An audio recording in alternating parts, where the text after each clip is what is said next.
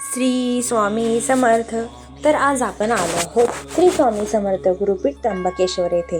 चला तर आपण महाराजांचे दिव्य असे दर्शन घेऊया. इकडे मंदिराकडे जाण्याचा मार्ग आहे. तुम्ही बघू शकता इथे पायऱ्या चढून जावं लागतं. वरचं वातावरण बघितलं की अशी मनाला छान प्रसन्न वाटते. तर जाता जाता आपल्याला इथे आपले पाय स्वच्छ करण्यासाठी सुंदर अशी पाणी आहे. त्यानंतर आपण आलो आहोत भव्य अशा मंडपामध्ये, जिथे औदुंबराचे झाड आहे. त्यानंतर आपण स्वामींचे दर्शन घेण्यासाठी मध्ये जाणार आहोत. इथे भाविकांची खूप मोठ्या प्रमाणात गर्दी असते. तर चला आपण आतमध्ये स्वामींचे दर्शन घेऊया. आपण आलो आहोत स्वामी समर्थ गुरुपीठ त्र्यंबकेश्वर नाशिक येथे. इथे विघ्नहर्ताचे सुंदर असे दर्शन झाले आहे. त्यानंतर तुम्ही गर्दी बघू शकता. त्यानंतर आजूबाजूला अशी पूजेचे साहित्य वगैरे यांची दुकान आहे. आता आपण छान अशी महाराजांचे दर्शन घेण्यासाठी आलो आहोत.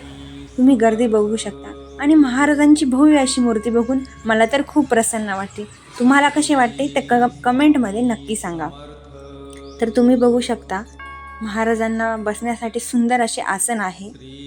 इथे खूप मोठ्या प्रमाणात भाविकांची गर्दी आहे. इथे स्वामी समर्थ महाराजांच्या नामाचा जप केला जातो. तुम्ही बघू शकता एकदम सुंदर असे वातावरण येथे आहे. बाहेर डोंगर दऱ्या, अति प्रसन्न वाटते मनाला. तर आता आपण भूक लागली होती म्हणून आपण जेवण करण्यासाठी इथे तुम्ही बघू शकता अनुसया माता आणि ब्रह्मा विष्णू महेश यांचे इथे चित्रीकरण केले आहे. तर त्यानंतर तिकीट काढले तर इथे पर पर्सन 50 रुपये आहे. जेवण तुम्ही बघू शकता डाळ भात चपाती शिरा. त्यानंतर जेवण झाल्यानंतर अन्नपूर्णा माताचे दर्शन घेतले. त्यानंतर आपल्या महाराजांना छान असे वंदन केले. तर तुम्ही बघू शकता इथे गुरुचरित्राच्या पारायणाचे काही अध्याय याचे चित्रीकरण केले आहे. श्री स्वामी समर्थ.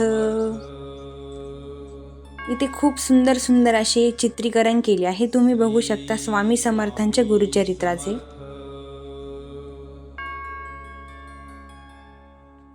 नंतर बाहेर जाण्याचा हा मार्ग आहे.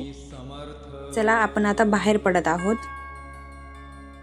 कमेंटमध्ये नक्की सांगा तुम्हाला स्वामी समर्थ महाराजांचे हे दिव्य दर्शन कसे वाटले आणि कमेंटमध्ये श्री स्वामी समर्थ असे नक्की लिहा आणि चॅनलला सबस्क्राईब करा.